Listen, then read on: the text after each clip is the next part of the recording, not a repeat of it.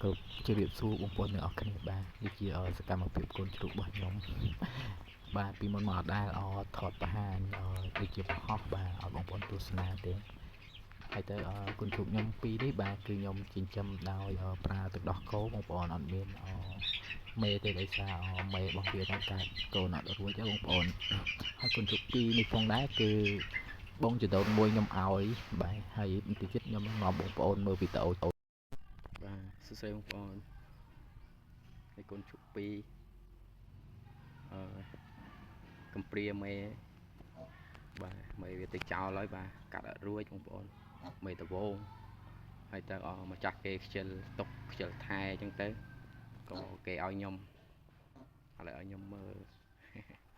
ហើយអញ្ចឹងគេដល់ពេលគេឲ្យខ្ញុំក៏យកទៅបាទហើយ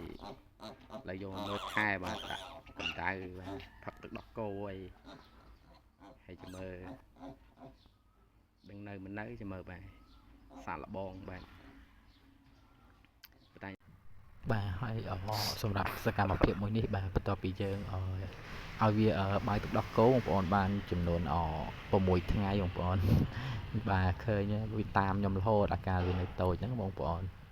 គឺខ្ញុំឲ្យតែវាឃ្លានគឺវារត់មករកយើងហើយ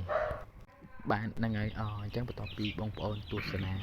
បាទនៅវីដេអូបងប្អូនរបស់ខ្ញុំបាទ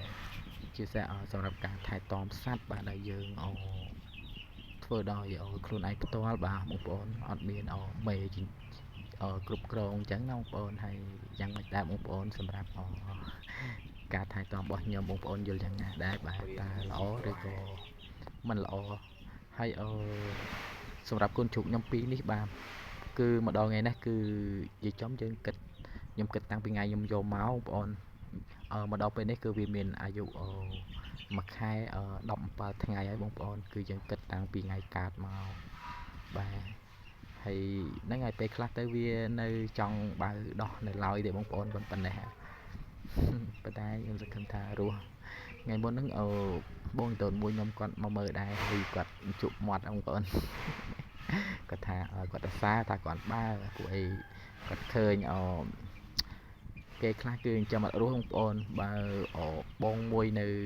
ភូមិខ្ញុំដែរបងប្អូនគាត់នៅវិញឆ្ងាយតិចហ្នឹងឯងគឺមេ